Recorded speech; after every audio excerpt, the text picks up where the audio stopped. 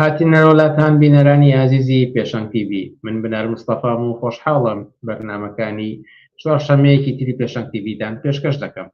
بەرنامەکانی ئەمڕۆمان 6 ئایاری 2026 لاسێتەوە پێ بکاتوە. سەرەتا لە بەرامبەر مەرگی فاروق ڕەفیق و ئەو کاردانەوانەی کە لە تۆڕە کۆمەڵایەتیەکان و هەندێک لە دەستگا ڕاگەیاندنەکانە بینرا سەڵداسمان دەبێت. پاشە سەبارەت بە ئایاری ئەم ساڵ و بەتایبەتی بارزبوونەوەی دروشمەکانی دژی جەنگ و ئیمپریالیزم و دژ بە میلیتاریزم سەڵداسمان دەبێت و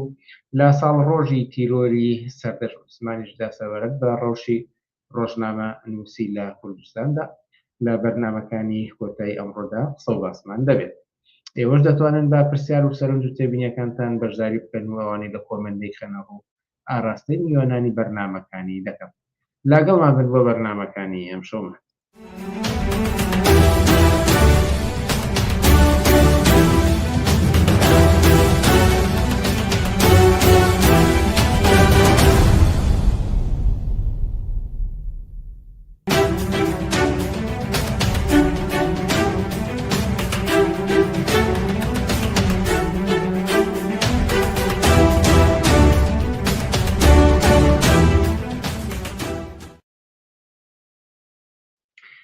بەڵێ عزیزان، هەروەک ئاماژەمان پێدا کە یەکەم تەوەری ئەمڕۆمان تایبەتە بە قسەباسێک سەبارەت بەو کاردانەوانەی کە لە دوای بڵاوبوونەوەی هەواڵی مەرگی فاروق ڕەفیقدا لە تۆڕە کۆمەڵایەتیەکان و بەشێک لە دەستگا ڕاگەیاندنەکاندا بڵاوبوونەوە. ئەم بابەتە شتا و توێ دەکەین لەگەڵ تاهیر حەسەن. تاهیر حەسەن، ئەوەت باش و سپاس کە جارێکی تریش دەعوەتی ئێمەت قبوڵ کرد. زۆر سپاس بۆ تۆ بۆ بینەران و بیستەرانی پێشەنگ TV ماندوو نەبن. لەسەر هەندێ بابەت خودی ئەوەی کە فاروق ڕەفیق کێ بووە ئەم نەریتە لەکوێوە سەرچاوی گرتووە کە کەسانێک خۆشحاڵی دەرەبڕن بەرامبەر بە ژیان لە دەستدانی کەسانێکی تر پرسیارەکەم. بەڵام بزانم لە پێشە ئێوە چۆن ئەم کارداوانەوانە بە گشتی دەبینن کاتێک کەسێک لە ژیاندا نامێنێت هەواڵی بڵاو دەبێتەوە کە فڵان کەس لە ژیاندا نەمێنان لەم کەیسەدا فاروق ڕەفیق، بەڵام لە بەشێک لە تۆڕە کۆمەڵایەتیەکاندا کەسانی خۆشحاڵی دەرەبڕن پێکەنین پیشانیان ئێمۆجی پێکەنین لە تۆڕە کۆمەڵایەتیەکانە پیشاندێن و هەتاوەکو ئەوەی کە کەسانی قسەی زۆر زبر و ناشرین و دادوایی ئەەکەن. ئەم کارداوانانە چی ئەڵێن؟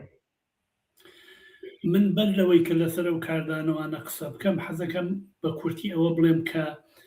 بە مەرجی فاروق ڕەفیق زۆر ناڕەحەت بووم، زۆر شۆک بووم. هەر لەم بارەیەوە پرسە و سەرخۆشی خۆم لە خێزان، لە کەسوکاری، لە هاوڕێکانی، لە هەموو کەسانی کە فاروق ڕەفیقیان خۆشویستووە بە هەر جۆرێ لە جۆرەکان پەیوەندیان پێوەی هەبووە، سەرخۆشیان لێ یەکەم. بەڕاستی زۆر زوو بوو بۆ کەسێکی وا، ینی لە تەمەنێکی وایە ئەکرا 20 ساڵی کە بژیایە بە سیحەتێکی باشەوە بەداخەوە. بە هەر حاڵ کەسانێک کە بەخۆش من لەو کەسانم کە حکمی ئەعدامم بۆ تاوان باشترین کەس پێ جەریمەیە. پێم وایە حکمی ئەعدام قەتلی عەمدی دەوڵەتیە، بۆیە بۆ کەسانێک کە تاوانبارن ئاواتە خوازنی ئەعدام بکرێن، چجای ئەوەی کە کەسێک هیچ تاوانێکی نەکردووە، فقط بیر و ڕای خۆی خستوەتە سەر وەرەقە بڵاوی کردوەوە لە کۆمەڵگەدا. بۆچی دەبێت بەمە خۆشحاڵ بین؟ کەسانێک کە بەمە خۆشحاڵن قسەیان بۆ وتن نییە. کەسانێک کە جنێوە دەن، ئەم جنێوە فەرهەنگێکە لە 35 ساڵی ڕابردووە بزوتنەوەی کوردایەتی هێناوێتی. من جوم لە گرتەیەکی نەک ڤیدیۆیی دەنگی بوو فەریدون عەبدولقادر کە یەکێکە لە دامەزرێنەرانی کۆمەڵی ڕۆژبەران و یەکێتی نیشتیمانی کوردستان بە جۆرێک جنێو بە کەسێکدا لە تەلەفۆنەکەیە هەتا هەڕەشەی کوشتنی مناڵەکانی لێیەکە. بۆ کەسێک ئەم جۆرە هەڕەشانە بکە و هەڕەشەی کوشتنی مناڵی کەسێک بکات دەبێ خێرا پۆلیس بچێت ملی بگرێت و بیواتە دادگا. کەچی مستەشاری مەسعود بەرزانیە و لەسەر مەسەلە زۆر گرنگەکانی کوردستان خەریکن پرسی پێەکەن. جۆم لە تۆمارێکی دەنگی دووبارە بافڵ تاڵەبانی بوو بە شکلێکی بێ ئەندازە ناشرین جنێوەدا بە کەسێک کە تەلەفۆنی بووەکەن. هەڵبەتە فاروق ڕەفیقیش خۆی بە قادر نادر جنێویدا هەر کاتی خۆشی 2 ساڵەمەوە پێش لەسەر ئەم مەسەلەیە قسەم کرد. ئەم فەرهەنگە کە ڕۆژانە یەک لەشکرێک لە مەلا لە مزگەوتەکانەوە خەریکن قسە ئەکەن جنێوەدەن بە ژن بە مۆزیک بە مامۆستا لە بەردەم ئاسایشی هەولێرە مامۆستایەکی خانەنشین کە داوای موچەکەی خۆیە کە ئاسایشەی داتە بەرشەق دەبێت چاوەڕێ ئەوە بکەی کە لە تۆڕە کۆمەڵایەتیەکانیشەوە جنێو بە خەڵک بدرێ. جنێودان نیشانەی فلاسی سیاسیە، جنێودان و قسە هەڵبەستن نیشانەیەوەی کە تۆ قسەیەکت نییە بەرامبەر بەو کەسە فقط جنێوە دەی و ئەو کەسەش کە جنێوەدا یەکشت زۆر عجیبە، ینی ئەم تۆڕە کۆمەڵایەتیانە تۆ کەسێک لە پشتی ینی لە پشتی کۆمپیوتەرەوە دانیشتووە پیجێکی سێبەری دروست کردووە، بەڵام جورئەتی ئەوەی نییە بۆ نمونە لە قاعەیەکە بەرامبەرت هەر ئەو قسەی لە سۆشیال میدیایڵێ لە قاعەیەکە لە ڕووی نایە بەرامبەر بەخۆت بیڵێ، چونکە شخصیەتی کەشفە بێ، چونکە ئەو جنێوە کە لە قاعەیەکە بیڵێ و نزیک 1000 کەس دانیشت بێ، ئەو 1000 کەسە لانی کەم 500 نەفەری تو نەعلەتی لێکن. لەنمە چ شخصیەتێکی تۆ چ بەشەرێکی ئەگەر قسەیەکی باشت پێ بیکە، ئەگەر ڕەخنەیەکت هەیە بیڵێ ئەم جنێوە بۆ دەی، بەڵام لەبەروی کەسەکان شخصیەتەکانیان دیار نییە لە نێو تۆڕی کۆمەڵایەتیان لە نێو پیجی سێبەر بە ئارەزی خۆی دەزەکات بە جنێودان، بەڵام جورئەتی ڕوبەڕووبوونەوەی نییە. ئەم فەرهەنگە بزوتنەوەی کوردایەتی و ئیسلامی سیاسی لە کوردستانە دروستیان کردووە لە چەند ساڵی ڕابردووە بۆ شکاندنی بەرامبەرەکانیان بێ ئەندازە ئیفلاسێکی سیاسی ئەخلاقی دواکەوتوانێ و هیچ شتێکی کە نییە. هەر وەک تۆ چۆن وتت منیش بە هەمان شێوە قەت ناتوانم دڵخۆش بم بە ژیان لە دەستدانی هیچ مرۆڤێک هیچ کەسێک. هەر من لەگەڵ تۆیە لەسەر هەندێک بۆ چوونی پارۆپڕەفی چەند ساڵێک لەبەر لە ئێستا بەرنامەیەکمان کرد کە تۆ وەڵامی بەشێک لە بۆ چوونەکانی پارۆپڕەفیقتدایەوە، بەڵام وەتە تۆ وە منیش بە هەمان شێوە پرسە و سەرخۆشی بۆ کەسوکاری ئەنێرین و ناڕەحەتین بە ژیان لە دەستدانی، بەڵام بۆچی ئیسلامی سیاسی بزوتنەوەی کوردایەتی ئەم جۆرە فەرهەنگە بە پێئەدەن و ڕەواجی پێئەدەن و ئەیهێنە ناو کۆمەڵگەوە ئەوان چی سوودێک لەوە دەبینن کە کولتورێکی وا بچەسپێنن مرۆڤانێک بە ژیان لە دەستدانی کەسانی تر خۆشحاڵی دەربڕن بە ناوی خۆیانەوە. ئەزانی چۆنە بناگیان هینە دژی ئازادیە، دژی ئەوەیە کە بەشەر قسە بکە، بەشەر دەبێت ینی ئەلفوبێ ئازادیەوەیە کە تۆ تعبیر لە خۆت کەی بە هەر شکلێک ئەتەوێ، بە تەمسیل ئەتەوێ، بە گۆرانی ئەتەوێ، بە ڕەسمکردن ئەتەوێ، بە مەسرحی ئەتەوێ، بە نووسین و ڕۆمان ئەتەوێ، بە هەر جۆرێک ئەتەوێ تعبیر بکەی لەو شتەی کە هەستی پێەکەی، لەو شتەی کە ئەو ڕەخنەی کە هەتە ئەو ئارزووی کە هەتە دانێ بەربگرن بەمە ینی ئەگەر خانمێک گۆرانیەکی جۆرێک بڵێ یەک لیژنەیەکی فراوانی تۆڕێک مێگەلێک لە مەلا و لە ئیسلامی سیاسی پەلاماریەدەن بۆی کە بیکەنەوە کونەوە بۆی کە قسەیە نەکە، کچ و کوڕێک لە بەردەم سەهۆڵەکە دانسێگەکەن خێرا یەک لەشکرێک لە مەلا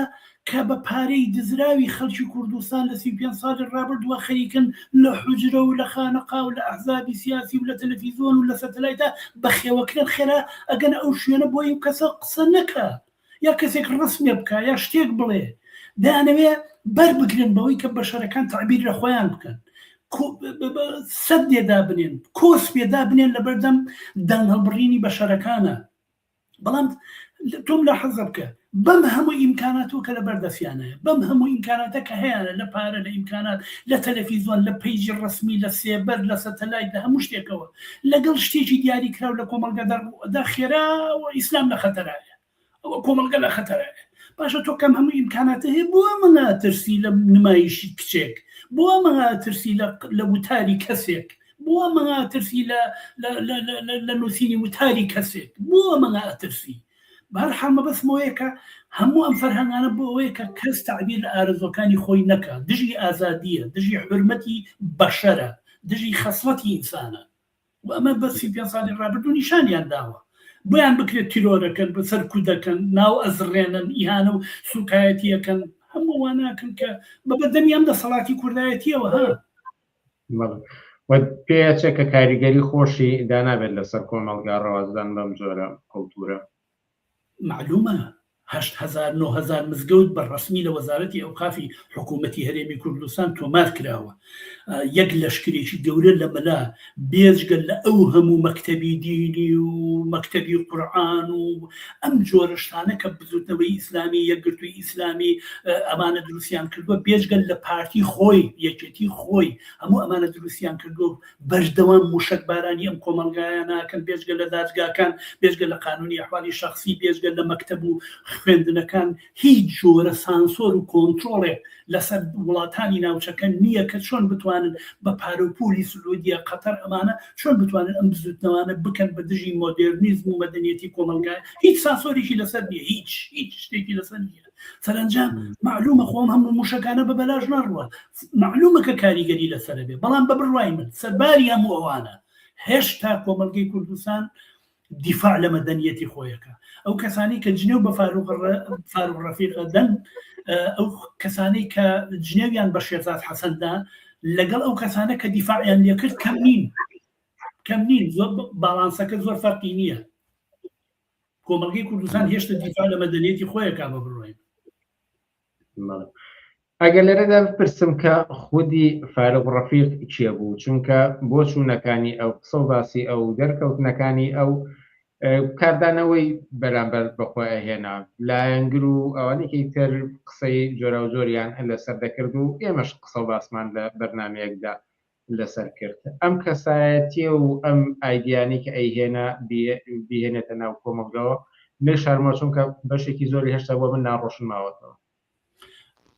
من با یەک شتێک بڵێم یەک فەرهەنگێکی دواکەوتوو لە کۆمەلگەدا هەیە کە وەختێک قسە لەسەر کەسێکەکەن بەڵێ بە تەسەووری من ئێستا فاروق ڕەفیق بە پێی قسەی خۆی ساحەبی 22 کتێبە. ئەگەر کەسێک دەیەوێت ڕەخنە لە فاروق ڕەفیق بگرێت دەبێت کتێبەکانی بخوێنێتەوە. چی پێویست دەکات جنێوی پێبێ بڕۆ کتێبەکانی بخوێنە ڕۆژ بە بڕوای من بە قەناعەتی من فاروق ڕەفیق لە دەستدانی فاروق ڕەفیق بزوتنەوەی ناسیۆنالیزمی کورد بزوتنەوەی کوردایەتی ڕاهبەرێکی خۆی لەدەستدا چونکە فاروق ڕەفیق یەکێ لە تیۆریسیۆنەکان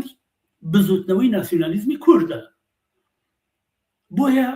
خەسارەتێکی گەورە بوو بۆ بزوتنەوەی ناسیۆنالیزمی کورد. ئەگەر یەکێ بیاوێ ڕەخنەی ینی بچێتە جەدەلێکی فکری لەگەڵ فاروق ڕەفیقا دەبێت بچێت کتێبەکانی بخوێنێتەوە. ئەزانی ئەگەر جەدەلێکی فکری بکەی لەسەر ناسیۆنالیزمی کورد نابێ بچیت کتێبەکەی مەسعود بەرزانی بخوێنیتەوە کە فەقەت خورشید و خاوەرگێڕانەوەیەتی لەو کاتۆی کە بۆ بە پێشمەرگە تاو کەسە لەژێر چ دارێکە و چ بنبەردێکە و چیان کردو و چۆن مفاوەزاتیان کردو ئەمانە بەحث ئەمانە فکری ناسیۆنالیزمی کورد نین. ئەوەی کە لە کتێبەکانی مەریوانی وریا قانەعەوەی لە کتێبەکانی بەختیار عەلیاوی لە فاروق ڕەفیقاوی لە ئاراس فەتاحا هەیە ئەمانە کەسانی ناسیۆنالیزمی کوردن ئەمانە مفەکری ناسیۆنالیزمی کوردن. ئەگەر کەسێک بێوێم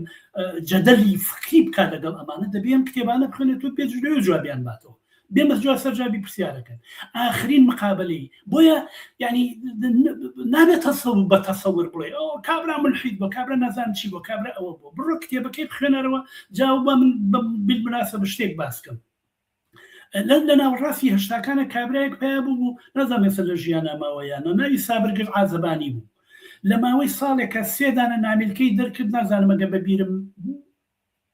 بیرکردنەوەم یارمەتیم بە نەدەم 6 لاپەڕە بوو 7 لاپەڕە بۆ شتێکی وە یەکێکیان بە ناوی مارکز لە تەرازوی ژیریە دووهەمیان فرۆید لە تەرازوی ژیریە سێهەمیان داروین لە تەرازوی ژیریە.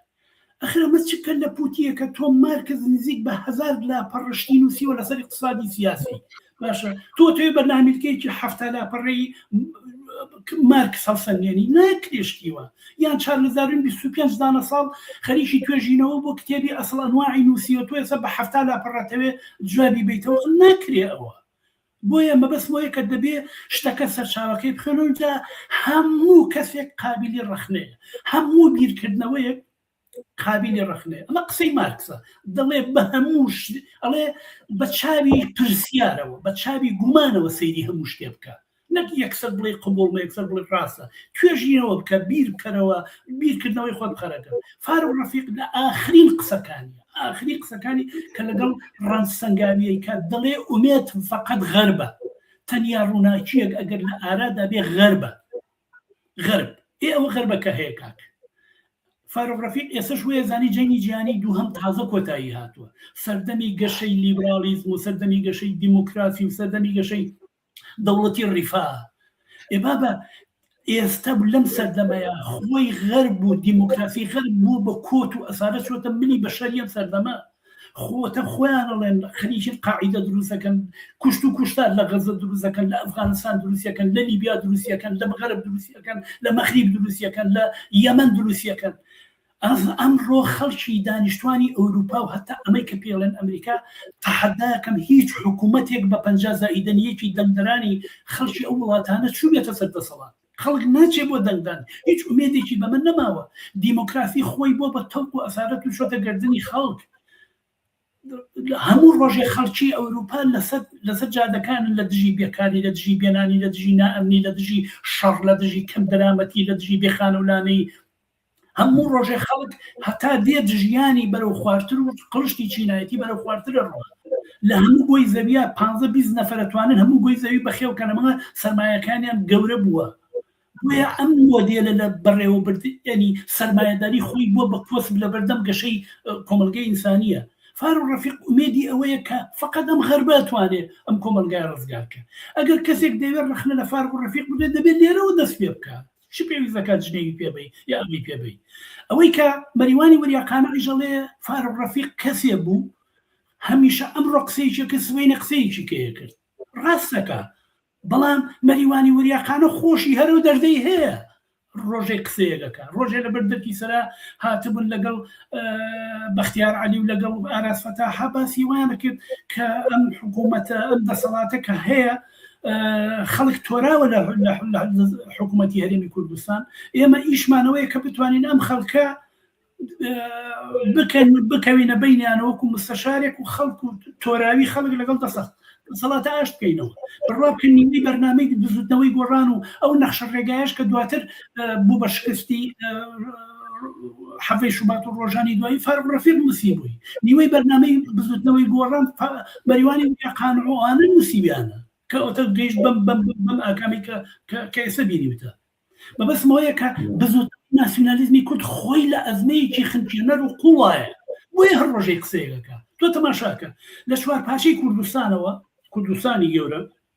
هاتۆتە سەر حکوومەتی هەرێمی کوردستان، ئەوە تا عەبدوڵڵا ئۆجادان لەسەر کوردستانی سەر بەخۆوە هاتۆتە سەر ئەوەی کە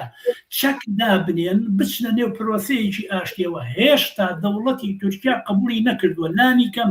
لە سجن بیهێنێتە دەرەوە بیخاتە لە ژێری قامەی جەبریا لە ماڵەکە دابنێ. یعنی ئەمەشی هێشتا پێڕەوا نەبینیوە. بزوتنەوەی ڕۆژێ لە بەغدایە، ڕۆژێ نازانم چیەکە، هەر دەمەی ئەمڕۆ بە سبەینی ئەسپێرن. ئەمە وەزعیەتی ناسیۆنالیزمی کوردە. بۆیە تەبیعیە مفەکیرەکانیشی، تەبیعیە تیۆریسیۆنەکانیشی هەر ڕۆژەی قسەیە دەکەن، ڕۆژێ باسی سەربەخۆی. ئەنی فاروق ڕەفیق تۆ نیوەی عمرت باسی سەربەخۆی کوردستان و کوردستانی گەورە و دەوڵەتی نەتەوەیی دەکرێت. کەچی لە کاتی انتخاباتەکەیە، لە کاتی انتخاب بڵێن ریفراندۆمەکە بە سەربەخۆی کوردستان لەگەڵ شاسوارە بەیەکەوە بوون کە لە ئێستایە نە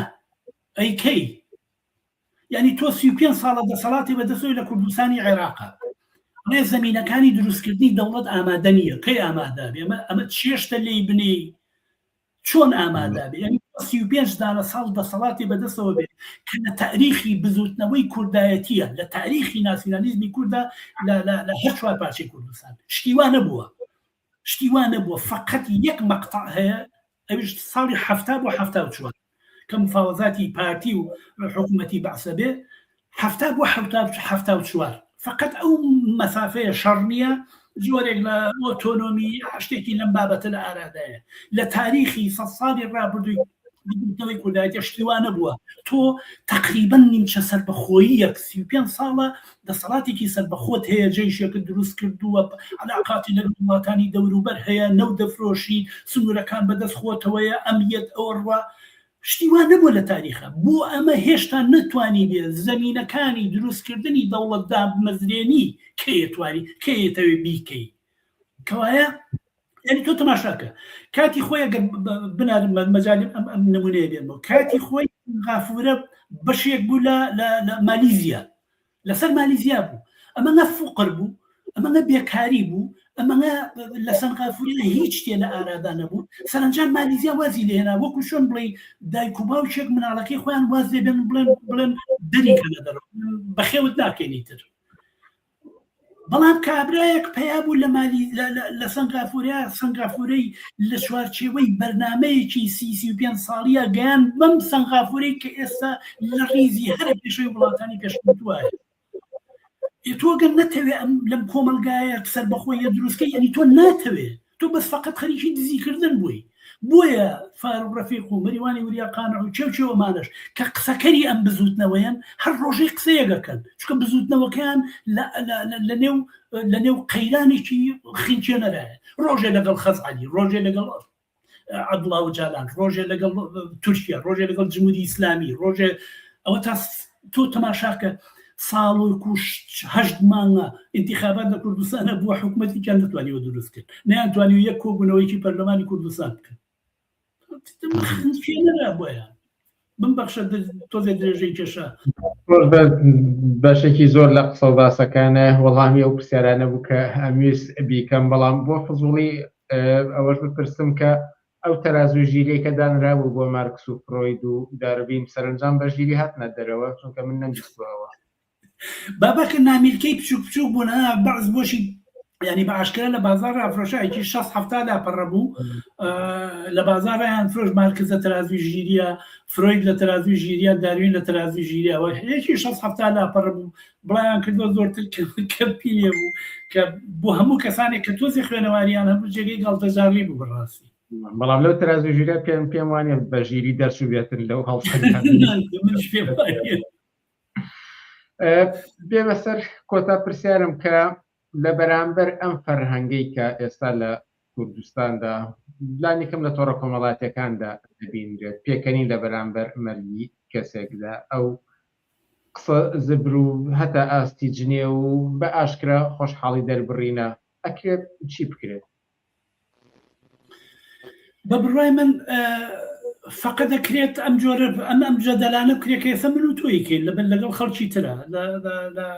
ئەو پەڕی هەوڵ بدرێت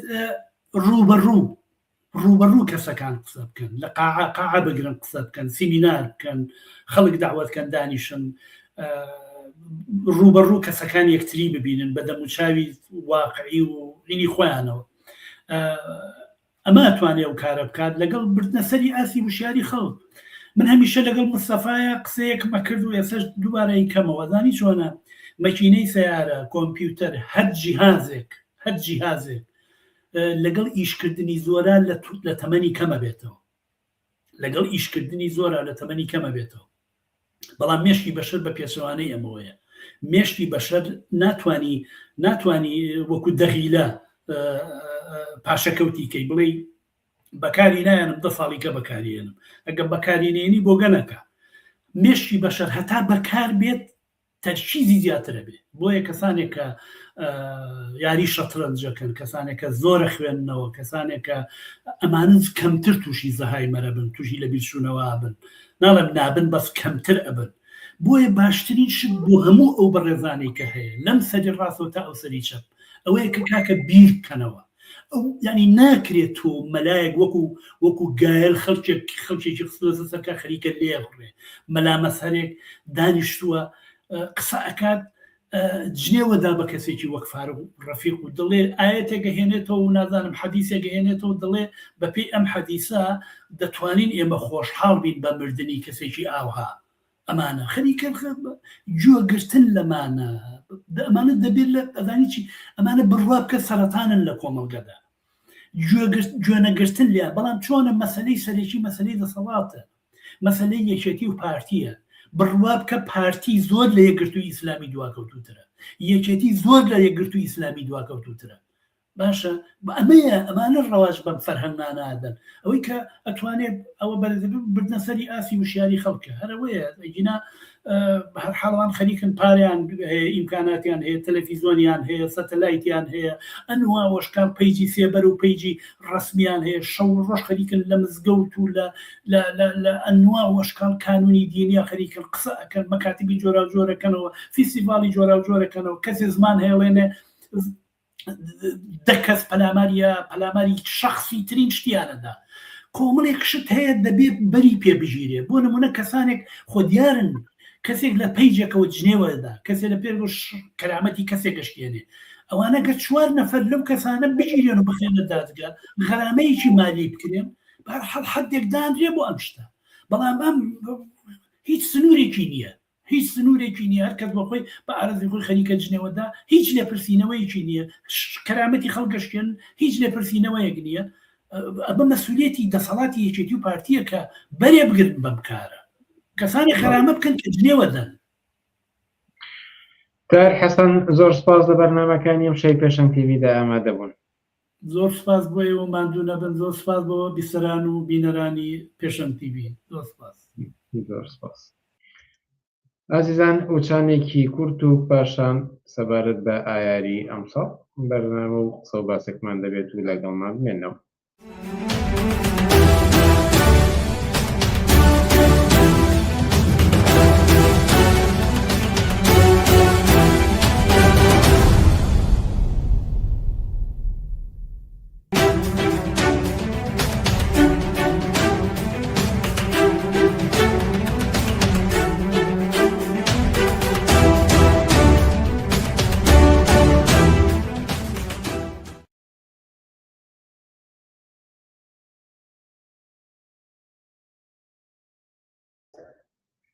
ماڵە بینەرانی عەزیز بەردەوام لەسەر پێشکەشکردنی بەرنامەکانمان و ئێستاش سەردار عەبدوڵڵا حەلەمان لەگەڵایە بۆ قسە و باسێک سەبارەت بە یەکی ئایاری ئەم ساڵ 2026.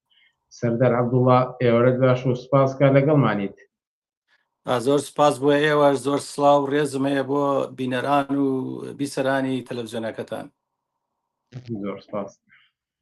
خۆتان هەڵسەنگانێکی خێرا بکەن لە سەرتاسەری جیهاندا یەکی ئایاری ئەمساڵ چۆن بەڕێکران؟ بەڵێ ئەگەر ڕێگەم بێ سەرەتا ئەوە بڵێم کەسێک لەم ماوەیەکە گیانی لەدەستدا پێویستەکە کە سەرخۆشی لێ بکەم کە یەکێک بووە لە ڕابەرانی کرێکاری و کۆمونیستی لە کوردستاندا بۆ ماوەی نیو سەدەکە ئەویش هاوڕێی ئازیزم جەلیل عەبدال شەهباز کە نیو سەدە خەباتی کردووە بۆ ئەم بزوتنەوەی کرێکاری و چینایەتی لە کوردستان و بە تایبەتی لە ناوچەی بادینان کە سەرخۆشی لە کەسوکاری و خێزانی و هاوڕێیان و دۆستانی یەکەم. دامناوە گۆرانیەکی کاروان عوسمانە بۆ ئەو چەند کەسێکی تریش کە لە یەک هەفتەی ڕابردوودا ئەم هەفتەی ڕابردووە بۆ بزوتنەوەی ئازادی خوازی یەکسانی خوازی هەفتەیەکی سەخت بوو باسی جەلیلت کرد بەڵام دوو کەسی تر هەر لە کوردستانی عێراق عەتای محەممەد معرف و هەروەها سامی شاکریش ناسرا بە فەهد ناسر لەم هەفتەیەدا ژیانیان لەدەستاوە هەروەها لە ئێرانیشدا دوو کەسی تر و بۆی بەم ناسەبەوە کە تۆ دەست پێشخەر کردمن دواتر ئەو گۆرانی کاروان عوسمان بۆ نێوە دادەنێت. دەست خۆش بێ هاوبەشی خەمی هەموو کەسوکاری هەموو ئەو هاوڕێ دۆستانم کە ناوت بردن. یەکی ئایاری ئەم ساڵ یەک سیفەتی باشی هەبوو ئەویش بەشداریکی بەرچاو و زیاتر لە ساڵانی تر لە خەڵک لە کرێکاران لە چەپ و کۆمونیستەکان بەشداریان کرد و لە ڕێپێوانەکان لە مەراسیمەکان تەنانەت مەسەلەن لە زۆر شوێنی وا کە یەکی ئایار بەرپا کراوە کە پێشتر نەبووە. خەسڵەتێکی ئەم یەکی ئایاری ئەم ساڵ بڕۆی من بێجگەلەوەی کە بەشدارێکی بەرچاو و زیاتر کە خەڵک بەشداریتیا کردووە یەک ڕادیکالیزم چەپ و کۆمونیزم بەسەر یەکی ئایاری ئەم ساڵدا زاڵ بوو بە تایبەتی لە دوو شوێنی زۆر گرنگی جیهان کە بەریتانیا و ئەمریکایە. ینی ئەم خەسڵەتێکی مهمە هاتنە پێشەوەی ئەم بزوتنەوەیە و ڕادیکالبوونەوەی بزوتنەوەی کرێکاریە لە ئاسی جیهاندا و ئەمە ئومێدێکە بۆ چینی کرێکار بۆ ڕزگاربوونی لە هەموو ئەو قەید و بەندانی کە تا ئێستا بەسەریا سەپێنراوە لەلایەن ئەم سیستەمە بۆگەنەوە. یەکی ئایاری ئەم ساڵ خەسڵەتێکی تری دژی جەنگی بوو. ئەو جەنگی کە ئێستا لە ئارادایە لە ناوچەی خەلیج و لە بەرامبەر ئێران و خەڵکی ئێراندا کە ئەمریکا و ئیسرائیل دەست پێشخەریان کردو و ئەم پەلامارەیان بۆ سەر ئەو ناوچەیە دەست پێ کردووە کە هەموو جیهانی خسوەتە ناو مەترسیەوە ژیانی تەسیری لەسەر هەموو ژیانی کۆمەلگای بەشەری کردووە. خەسڵەتێکی یەکی ئاری ئەمساڵ ئەوە بوو کە دژی ئەم جەنگە بوو و خوازیاری دەست بەجێ ڕاگررتنی ئەم جەنگە بوو بە بێ قەید و شەرت. ئەمە یەکێکە لە خەسڵەتە ئەساسیەکانی یەکی ئاری ئەمساڵ کە بۆ چینی کرێکار مهمە ئەم جەنگە ڕابوەستێ، مهمە کە تەسیری لەسەر ژیان و گوزەرانی کرێکاران لە عالەما لە هەموو دنیا کردووە لە ناوچەکە بە تایبەتی بە زۆری لە ناوچەی ئێران و عێراق و وڵاتانی خەلیج و شەرقی ئەوسەد و هەموو ئەوروپا و ئەمریکا و هەموو وڵاتانی تری دنیاش. بۆیە ئیشی چینی کرێکارەکە لەم شتە چارەنووسازەدا دەخالەت بکات و خوازیاری ڕاگررتنی بێت. بپرسم کە بۆچی هۆکار چییە کە لەم یەکی ئایارەدا هەم ڕێژەی بەشداربووان و چالاکیەکان و دەرکەوتنەکان لە زۆر بەشی جیهاندا فراوانتر بوون و لە هەمان کاتیشدا ئەم دروشمەکانی دژی جەنگ هاوکە دژی ئیمپریالیزم دژی فاشیزم زۆر بەرجەستە بوو. بەڵێ ئەم خۆتەزانی کە قەیرانەکانی سیستمی سەرمایه‌داری ڕۆژ بە ڕۆژ سەختی زیاتر دروستەکات بۆ چینی کرێکار بۆ خەڵکی بەشمێنەت لە ئاستی دنیا و ئەم قەیرانانە ڕۆژ بە ڕۆژ وای کردووە کە مرۆڤ بیر بکاتەوە لەوەی کە خۆی نەجادا خۆی ئەوە بکات ڕزگار بکات لەم قەید و بەندە لەم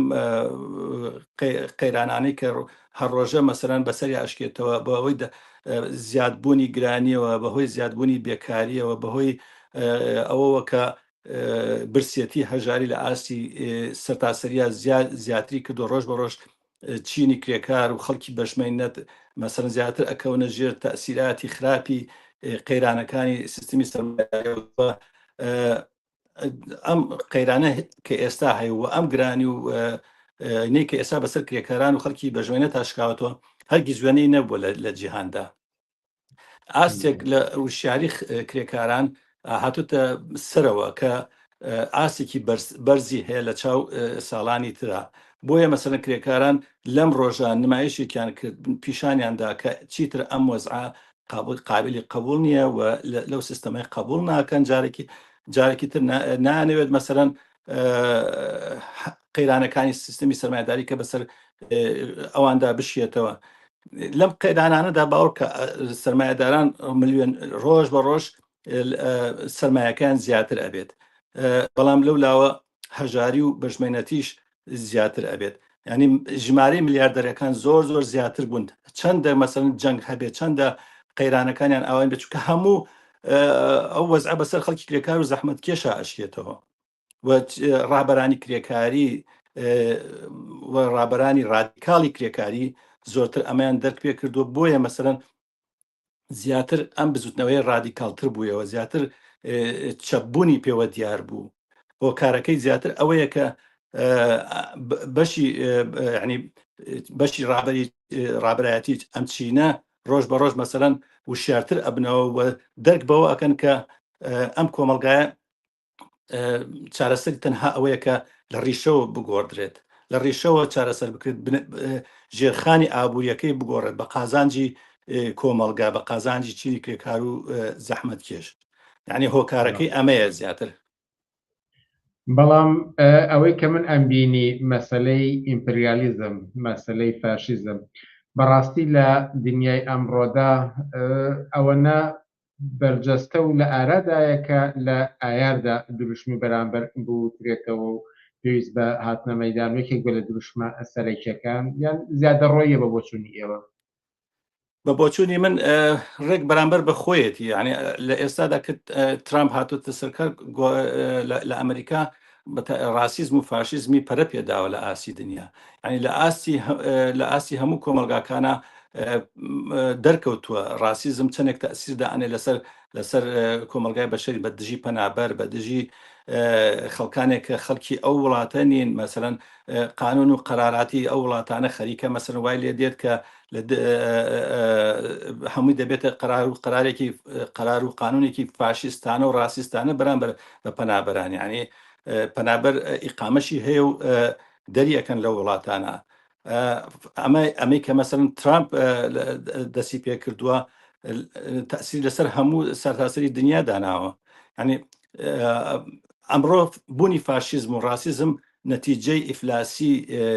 ئیفلاسی فکری سەرمایەداریە بە تایبەتی بەشی لیبرالیزمەکەی کە جوابگۆ نیە جواب ناتوانێت بداتەوە بە وەزعی کە ئێستا هەم سەرمایەداری لە بارێکەوە قازانجەکانی خۆی لە دەستنێت کەڵەکەی سەرمایە لە دەستنێت لەلایەکی تریشەوە کە بمێنێتەوە بۆ ئەوەی کە درێژە بە ژیانی خۆی بات درێژە بە ژیانی خۆی بات لە بەرامبەر ئاعترازات و ناڕەزایەتی و لە بەرامبەر پەنابەرانە ئەم فاشیزمە بێنێتە ئاراوە بەکاری بێنێت بە دژی ئەم خەڵکە بەژمێنێتە ئەم نمایش و هاتنە مەیدان و ڕێژە زۆرە لەسەر شەقامەکاندا تەنها لە یەکی ئایارایە یان ئەکرێ ئەم بزوتنەوەیە هەتا ئایاری ئایندا لە جێگە و ڕێگە و مەیدانی تردا ببینرێت من پێم وانە کە هەرتەنها لەم ڕۆژە بێت ئەو نمایشە پێشتریش پێشێکی ئاش دەستی پێ کردووە مەسەرەن تەماشاکە لە شارەکانی ئەمریکا بە ملیۆنەها کەس هاتونەتە سەرجادەوە داوای وەستانی جەنگەکەن داوای نەمانی فاشیزمی ترامپەکەن ینی بە ئاشکرا لە شعارەکانیان لە دژی فاشیزمە لە ئەمریکا و لە ئەوروپا لە بەریتانیا لە شوێنانی تریش ئێستا مەسەرەن زۆر جار مەسەرەن ناوبەناو دەنگدانەکرێ بەوەی کە بەرامبەر بە بەم جەنگە خەڵک پێی خۆشە ئەم جەنگە هەبێت کە فاشیزمی و ئیمپریالیزمی ئەمریکی سازی کردویانە ناوبەناو دەنگدانەکرێت و کەچی مەسەرەن زۆربەی خەڵک لەگەڵیانە لە ئاخر دەنگدانەکە لەم ڕۆژانەکە لە یەکێک لە سایتەکانی ئەمریکا بڵاوبووەوە لە 1966 خەڵک دەنگی داوە بەوەی کە جەنگ کۆتایی بێت دژی جەنگن و دژی ترامپن و ئێستا مەسەرەن زۆر شت ئەبینین زۆر کارسات و ڕوودا و ئەبینین لەو ماوانەدا دەرەکەوێت کە زیاتر چەندێک خەڵک لە دژی ئەم جەنگەیە کە ئەم فاشیزمە ڕایگەیاندوە لە ئاسی جنیا مەسەن بۆ نمونە پەلاماردانی ترامپ و هەوڵدان بۆ کوشتنی چەند جارێک مەسەن هەوڵدرا بۆ کوشتنی ئەمە جۆرە ناڕەزایەتێک کە مەسەن جۆرێک لە خەڵک زۆر تووڕێە زۆر بێزارن کە ئەیانەوێ مەسەن وەزان بە کوشتنی ترامپ ئیتر ئەو جەنگە ئەو فاشیزمە کۆتایی پێدێت یعنی بێجگە لەوە ئیتر ناڕەزایەتەکانی سەر شەقام بە ملیۆنەها کەس دەچنە سەر شەقام لە شارەکانی ئامریکا کەنەدا ئوسترالیا ئەوروپا و ئێستا وای لێ هاتووە لە بەرامبەر ئەم فاشیزمە دەوڵەتانی سەرمایه‌داری بۆ خۆشیان کەوتونەتە کێشە و ناگۆکیەوە چەندین وڵاتی ئەوروپی لە دژی ئەم ڕافتارە پاشیانەی ئیمپریالیزمی ئەمریکایە ئیسپانیایە فەڕەنسایە تەنانەت بەریتانیاش هاوکاری نەکرد و ئێستا خودی ترامپ لە بەرامبەر ئەو وڵاتانە کێشەی هەیە ئەوێت مەسەرەن هێزە سەربازیەکانی لە ئەوروپا و لە ئەڵمانیا ئەوانە بکشێنێتەوە ئەمە هۆکاری چی هۆکاری ئەوەیە کە فاشیزم بە جۆرێکە کە تەنانەت لە ناو خێزانی بۆژوازیشە قابلی قبول نییە بەم شێوەیە بڕاتە پێشەوە بەڵام لە بەرامبەرشدا چینی کرێکار نەوەستاوە زیاتر دێتە مەیدان من پێم وایە ئەو خۆپیشان دانوشتانی کە پێشێکی ئایار بوو و لە دوای یەکی ئاریش هەر درێژێ بێت بەڵام لە یەکی ئارا نمایشەکە زۆر بە گەورەی پیشاندرا پێم وا بێت بەردەوامی ئەبێت هەتاوەکو کۆتایی بەم فاشیزمە دێت و بە کۆمەلگای بەشەری لێ ڕزگار دەبێت ئەگەر قسەێک ما بێ سەبارەت با یەکی ئایاری ئەمسەڵ لە گفتووەکەماندانە هات فەرموون بە کورتی سەبارەت بە یەکی ئار لە کوردستانە ئێمە باسمان نەکرد لە کوردستانیش بەشێک بوو لە جیهان ینی بەشدارێکی باش بوو لە یەکی ئایاردا و کۆمونیستەکان چەپەکان مەسەرەن بە نمایشی باشباشیان پیشاندا و هێزی بڵێن ڕادیکاڵی کۆمەلگا هاتە مەیدانەوە و چینی کرێکار هاتە مەیدانەوە بە تایبەتی کۆمونیستی کرێکاری و حیزبی کۆمونیستی کرێکاری دەور و نەخشێکی باشی هەبوو لە یەکی ئایاری ئەمساڵدا بە هیوام کە ئەم خەباتە درێژەی هەبێ ئەم ناڕەزایەتیانە بە دژی سەرمایەداری درێژەی هەبێ لە کوردستانیش و هەموو ڕۆژێک وەکو یەکی ئایار ببێتە ڕۆژی ناڕەزایەتی و خەبات و تێکۆشانی ئەم چینە لە بەرامبەر دەسەڵاتی سەرمایەداری کوردستاندا. سادار عەبدوڵڵا حەما، زۆر سپاس بە بەرنامەکانی ئەم شەوی پێشەنگ تیڤیدا ئامادەبوون. زۆر سپاس بۆ ئێوەش. ئازیزان، هەر وەک لە سەرەتای ئەم چاوپێکەوتنەدا ئاماژەمان پێدا کە هەفتەی ڕابردوو هەفتەیەکی سەخت بوو بۆ بزوتنەوەی ئازادی خوازی و یەکسانی خوازی و بزوتنەوەی گۆڕانکاری لە دنیایەکی باشتردا با لە دەستدانی سێ لە هەڵسوڕاوی ناسراو لە عێراقدا کە لە دەیان ساڵدا لە مەیدانی جۆراوجۆردا هەڵسوڕا و کار و چالاکیان بووە. هەرێک لە سامی شاکر، ناسراو بە فەهد ناسر، عەتا محەممەد معرف و هەروەها جەلیل شەهباز، هەروەها لەلایەن هاوڕێیان دۆستانی ئێرانیشەوە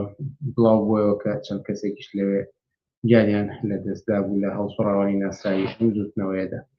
لێرەدا بۆ یادی ئەوان ئەتوانین گوێ لە گۆرانیەکی کاروان عوسمان کە بە ئەسڵ گۆرانی جۆن لێنن ئیماجن واتە بێنە پێشچاوە ببیستین بە کوردی.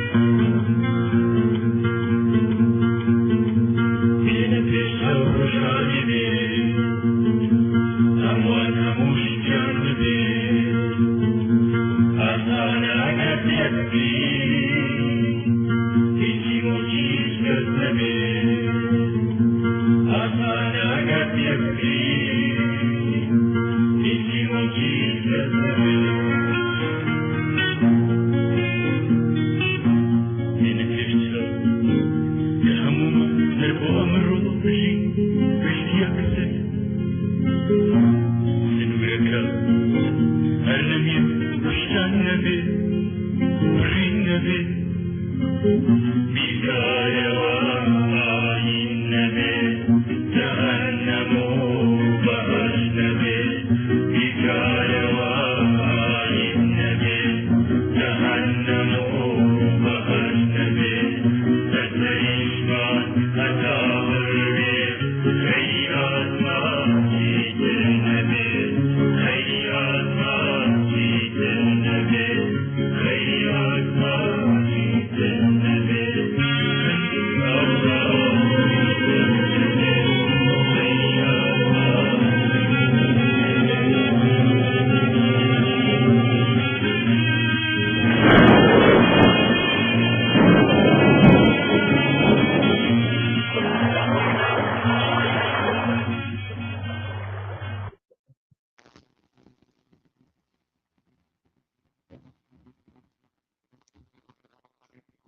هەرزوو بەڕێز بێت یادی ئەو هاوڕێیان و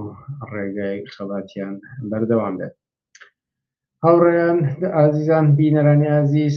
ماوەیەکی کەم کە ماوە قسە و باسێکی کورت بکەین لەسەر ساڵڕۆژی تیرۆری سەردار عوسمان و ڕەوشی ڕۆژنامەنووسی و ئازادی دەربڕین لە ئێستای کوردستاندا. ئێستاش دیار بەرزنجیمان لەگەڵایە ئەو پێشکەشکاری کە لە رادیۆ پێشەنگ خۆی چاوپێکەوتنێکی زۆر لەگەڵ کەسانە دەکات. ئێمە ئەمڕۆ چاوپێکەوتنی لەگەڵدا دەکەین. ڕۆژنامەنووس دیار بەرزنجی، ئێوە باش و سپاس کە لەگەڵمانیت. سپاس بۆ ئێوە هاوڕێ بنارجان، ئەم کاتتان باش. سڵاو لە بینەرانی ئازیزی پێشەنگ تیڤی. زۆر سپاس. 16 ساڵ بەسەر تیرۆری ڕۆژنامەنووس سەردار عوسماندا تێدەپەڕێت و هەر بەم بۆنەیەوە دوێنێ لە سلەیمانیش بەراسیمێکی بچووک ڕێکخراو ئەم یادە کرایەوە کە یادی سەردار عوسمان هەروە بە بێدەنگی تێنەپەڕی. ئەگەر لەسەر ئەو یادە و هەروەها ڕەوشی ئێستای ڕۆژنامەنووسیش لە کوردستاندا ئێوە چۆنی دەبینن؟ دەستان خۆش بێ هاوڕێ بنارجان. تەبیە ئێمە ئەمساڵ لە کاتێکە یادی سەردەشت عوسمانمان کردەوە، لە کاتێکدا لەسەر تیرۆری سەردەشت عوسمان نووسیمان قسەمان کرد، لە کاتێکدا کە دوێنێ چالاکیەک بۆ بۆنەوە ئەنجام درا. بارحاڵ لە کاتێکە کە ئەمڕۆ بارودۆخی میدیا لە کوردستانە لە سەختترین بارودۆخی خۆیەتی بە درێژایی مێژووی دامەزراندنی میدیا و کاری ڕۆژنامەگەری لە کوردستانە. طبعی ئەگەر ئێمە بینە سەر باس لە تیرۆری سەردەشت عوسمان و فاکتەرەکانی تیرۆری سەردەشت عوسمان و هەروەها ماکەکان لەبارەی تیرۆری سەردەشت عوسمانەوە، من پێم وایە کە خودی ئەو فیشەکانی کە نرابە ناو دەمی سەردەشت عوسمانەوە ئەوە باڵاترین ئاستی تێگەشتنی ئەحزابی بزودنەوەی کوردایەتی بوو بۆ ئازادی ڕادربڕین، بۆ ئازادی نووسین، بۆ ئازادی چاپەمەنی و بڵاوکراوە. ئەگەر ئێمە سەرنج بین لە کتێبەکانی خۆیان، لە نووسراوەکانی خۆیان تەنانەت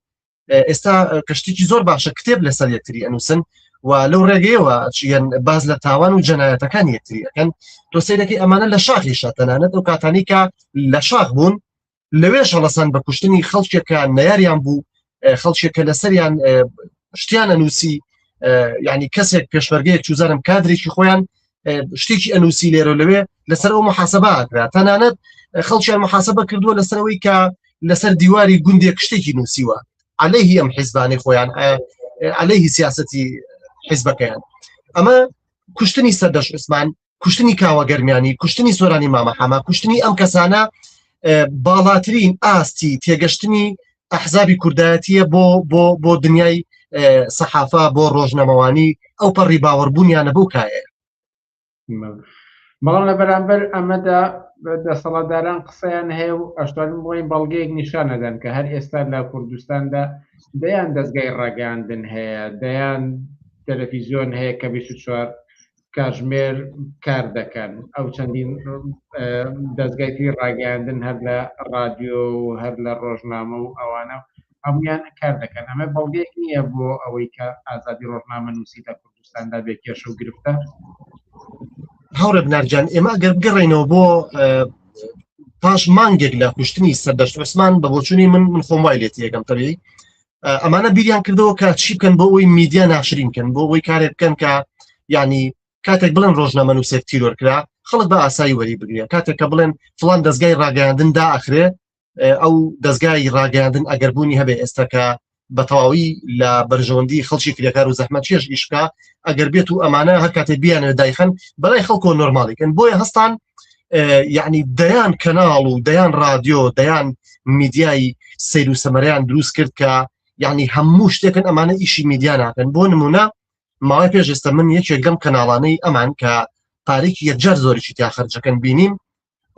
بە غەیر مباشر بە ناڕاستەوخۆ هاوسەران فێرەکە کە چۆنچۆنی خیانەت لە یەکتری بکەن تەسەورکە کارگەشتۆ بەچۆ ئەم کەناڵانە ئەم میدیایانە ئەم پەیجانی کە دروستیان کردوون کە مایکیان بەدەستەوەیەن ئەگەرن بەناو خەڵکە یعنی تۆ سەیرەکەی کابرا کوڕەکەی مردووە چزانم براکەی مردووە کەسێکی مردووە کێشێکی گەورەی هەیە ئەچێتە بەردەمی مایکەکە خاتە بەردەمی ئەڵێ تۆ ئیحساست چیە هەستت چییە ئەمە بەشێکە لە پلانی ناشرینکردنی میدیا لە هەرێمی کوردستانە کە دەستیان ناوەتێ و من پێم وایە ئەمە درێژەش کێشەیە درێژا کێشێ بۆ تۆ سەیری جەنبێکی تری ئەم وەزعەکە هاوڕێ بنار تۆ سەیرەکەی یعنی لە کەناڵەکانی خۆیانەوە ئەو کەناڵیان کە نوعا ما ڕسمین ڕسمێتێکی حزبی و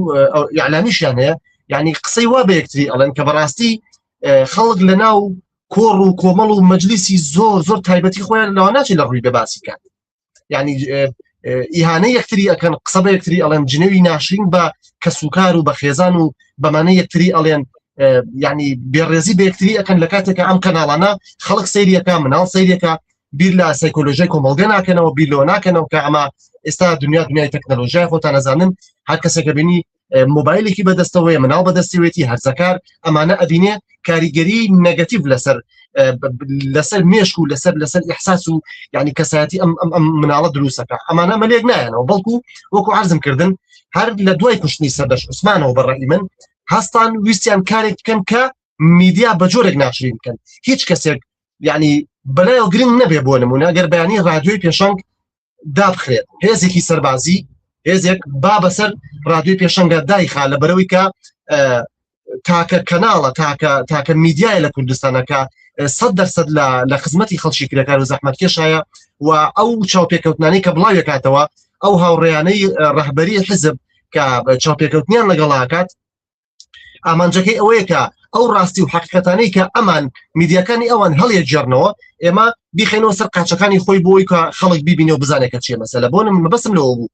بە ئەیانەوەی ئەم فەزایەک دروست بکەن بەیانی رادیۆی پێشەنگە گەردا بخرێ خەڵک هیچ کاردانەوەیکی نەبێ و زۆر بەلایەوە ئاسایی بێ کەناڵەکە داخراتەوە چییە ئەمە هەدەفی ئەمان لە بڵاوکردنەوەی ئەم هەموو میدیایە ئەم لەشکرە زۆرە لە میدیا و لە کەناڵ و ئەمانە هەر بۆ ئەوەیە ئەمە مانای ئەوە نیە کەوان باوەڕیان بە ئازادی ڕادەبرێنێ ئەوەتە ئێمە لێرە لەوێ ناوبەناوە بینین ڕۆژنامەنووسە فڕێنرێ تەقە لە ماڵی ڕۆژنامەنووسەکرێ و جیا لەمەش کارێکی ترکە ئیکەن دەستی بۆ بن حەزەکەم ئەمە ڕوون بێت یعنی بە بۆچوونی من یەکێک لە قێزەوەترین ئەو پلانانەی کە دەسەڵات ئەحزابی کوردایەتی کە بەرامبەر بە ڕۆژنامەنووسانێکی حەقبێش ئەیکەن ئەویش هەوڵدانە بۆ کڕینی ئەم جۆرە کەسانە بیمافیهی خۆم یەکێک لەوانە من کە ڕۆژنامەنووسێکم ڕۆژنامەوانێکی کۆمۆنیستم و نوعا ما بەرنامەی تایبەتی خۆمان هەیە لە رادیۆی پێشەنگ یعنی هەوڵدراوە تەنانەت منیش لە خشتە ببرێم منیش بکڕن یعنی پێشنیاری موچەی زۆر زەبەلاحیان بۆ کردوون لە کاتێکە ئەمان ئەڵێن بودجە نیە و پارە نییە موچەی خەڵکی کرێکار و زەحمەتکێش بن موچەی فەرمانبەران بن موچەی مامۆستا بن بەڵام ئامادەیە $1000 با ببن ئەمە بریتە لە هەوڵدان بۆ ڕسواکردنی میدیا هەوڵدانە بۆ یعنی چۆنەڵی منبوسکردنی میدیا و ڕۆژنامەنووس لە ناو خەڵکە وەکو عەرزم کردن دوو باراچمەوە سەری بۆ هەر کاتێک کە دیار تیرۆرکرا هەر کاتێک کە فڵان تیرۆرکرا هەر کاتێک کە فڵان کەناڵ داخرا خەڵک زۆر بەلایەوە ئاسایی بێت ئەوێ هیوادارم هیچێک لەم سیناریوانە ڕوونەدات ئێوە سەلامەت بن و هەروەها ڕادیۆی پێشەنگیش هەر بمێنێتەوە و هێرش نەکرێت سەری و دانەخرێت بەڵام چی بکرێت بۆ ئەوەی کە چیتر هێرش نەکرێتە سەر دەستگاکانی ڕاگەاندن سەر ڕۆژنامە نووسان و لەوانەش مهمتر کە ڕۆژنامە نووسان ناسەر نەبن خۆیان سانسۆرکەن یان بە بۆچوونی ئێوە ئەوە ئەکرێت ڕێگە چارە بێت کە ڕۆژنامە نووسان دەست نەبن بۆ کاری خۆیان و دڵی دەستپادەران ڕازیکەن هاوڕە بنەرجەنجا ئەگەر بڕیار بێ بۆ نمونە هەر کەسە و هەر ڕۆژنامە نووسێک هەر کەناڵێک لە ئاستی خۆیەوە کارێک بکا کە لەسەری نەکەوێ بەڕاستی ئێمە پێی ناوترێ میدیا من دانیشم لە پێشەنگ لە رادیۆ پێشەنگ بە شانوباڵی حکوومەتی هەرێمی کوردستانە هەڵبەم و بە شانوباڵی بەرپرسەکانیانە هەڵبەم و بڵم کە ئەمانە بەو شێوەیان هیچ نەبێ لانی کەم میدیاکارەکان دەست نەبن بۆ هەندێک بابەتی هەستیار کە بەڕاستی خۆی کاری ڕۆژنامەنووسی لە ئەساسە کارێکە بۆدێکی نهێنیشی هەیە تۆ ڕۆژنامەنووسی ئەگەڕێی بە دوای ئەو بابەتانی کە خەڵکی ئاسایی دەستی پێیناگا تۆ لە ڕێگەی کەناڵەکانی خۆتەوە کەناڵی پەیوەندی خۆت لەگەڵ ئەو شوێنانە خەڵکێکی کە متمانی پێێتە ئەم زانیارە نەتەیاتی تۆش بە خەڵکی ئەڵێ من پێم وایە هەر ڕۆژنامەنووسێک هەر میدیایە کە بانگەشەی ئەو کاسەر بەخۆیە یان لە خزمەتی خەڵکا ئیشەکە ئەگەر بێت و حەقی تەواو نەیە بە ئیشەکەی خۆی ئەگەر بێت و بەرچاوی خەڵک ڕۆشن نکاتەوە لەو ڕاستیانی کە لە کۆمەڵگەیە گوزارێ هیچی کەمتر نییە لە میدیاکانی خۆیان میدیاکارەکانی دەسەڵاتیانی مەبەستم ئەلەمانەیە جاپاشان بۆ ئەوەی کە لە باری تەوەری دۆمی پرسیارەکەتانەوە بەشی دۆمی پرسیارەکەتانەوە ڕاستەکەی من پێم وایە هەوڵدان بۆ ئەوەی کە میدیا کارێک بکرێکە چۆنڵی ڕوبەڕووی ئەم تەگەرە و کێشانە نەبێتەوە ئەمڕۆ کارێک بکرێکە میدیا چیتردا نەخرێ ڕۆژنامەنووسان تیرۆر نەکرێن ئەمە زۆر ئەستەمە بەڕاستی و کارەکەشی ئەوەیە کە ئێمە لەگەڵ دەسەڵاتێکا بەرخوردین لەگەڵ دەسەڵاتێکا ڕوبەڕووینکە یعنی چۆنەڵی هیچ وانێکی لە ڕابردوو وەرنەگرتووە ئەو کاوە گەرمیانی کوشت لە باوەشی دایکە فیشک بەلەچکی دایکی کاوە گەرمیانیەوە بوو ئەو سۆرانی مامەحەمەی تیرۆر کرد لە بەرچاوی دایکە تیرۆری کرد ئەو سەردەش عوسمانی تیرۆر کرد بۆ حاڵەوە مەبەستم لەوەی ئەمانە هەمووی پەیامن ئەوێ بە کۆمەڵگا بڵێ ئەوێ بە ڕۆژنامەنووسان بڵێ ئەوێ بە خەڵک بڵێ کە ئەمە بەردەوامی هەیە هەر کاتێک تۆ دەست ببەی بۆ هێڵە سوورەکانی من هەرچەند ئەوی کە خۆیان پێڵن هێڵی سوور هەرچەند من پێم وانەیە هێڵی سوور یعنی کەسی چووکو سەردەش عوسمان کە ئەم وتارەی نووسی ئەمە نەئیهانە بوو بڵێن بەو بنەماڵەیە نەسوکاتی بوو نە هیچ مجرد ئەم ئینسانە لە چۆنەڵی لە دیدگایکی چینایەتیەوە هەستا وتارێکی نووسی کە من ئەگەر زاوای فڵان کەس بوومایە باوکم ئاوانە بوو دایکم ئاوانە ئەبوو خانۆکەمان ئەوانە ئەبوو ئەمە نەسوکاتی بوو نەبێ ڕێزی بوو ینی قابلی ئەوە نەبوو کە ئەمانە بێن فیشک بنێن بەناوی دەبێەوە بەڕاستی ئەمە بەشێکە تونند و تیژی دایما تونند و تیژی لە بەرامبەر بە میدیاکار لە بەرامبەر بە کەناڵی ڕاگەاندن ئەمانە بەشێکن لە ئارا و ئەفکاری بزوتنەوەی ناسیۆنالیزمی کوردایەتی کە لە ڕابردوو شاکردویانە تۆ بزانم کاتێکە لە شاخ گەڕانەوە هاتنە ناو شار یەکەم شت کە دەستیان پێکرد ئەوە بوو یەکێک لە بەرپرسەکانیان کە من نامەوێت لێرە ناوی بێنم کەسێکە کە سەردەمانێک زۆر کەس پێی وابوو ئەمە پاکترین سەرکردەی کورد و ئەمانەیە یعنی لە دیدارێکی ڕۆژنامەوانیە بێڕێزی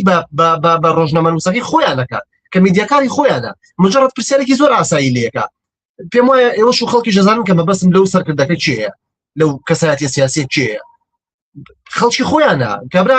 میدیاکاری خۆیانە قسەی لەگەڵەکە پرسیارێکی لەکە ئەم بە بێڕێزی جوابیایەتەوە هەڵێ عقڵێتی ئێوە عقڵەتی هەمان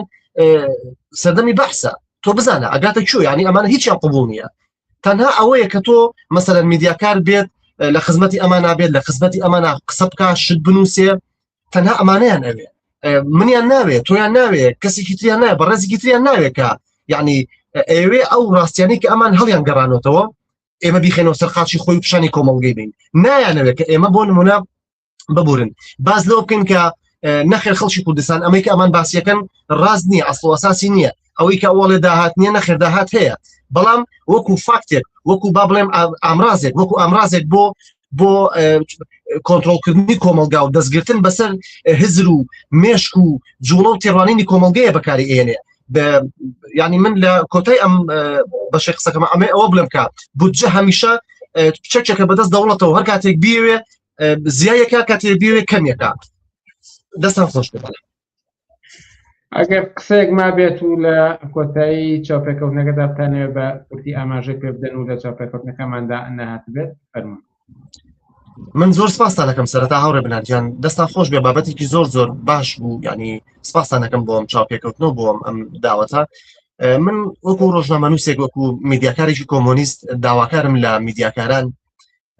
بڕوا بکەن برادەران هیچ کاتێک چەند هەزار دۆلارێک موچێکی چەند سەد دۆلاری ئەوە نایەنێت کە تۆ پشت بکەیتە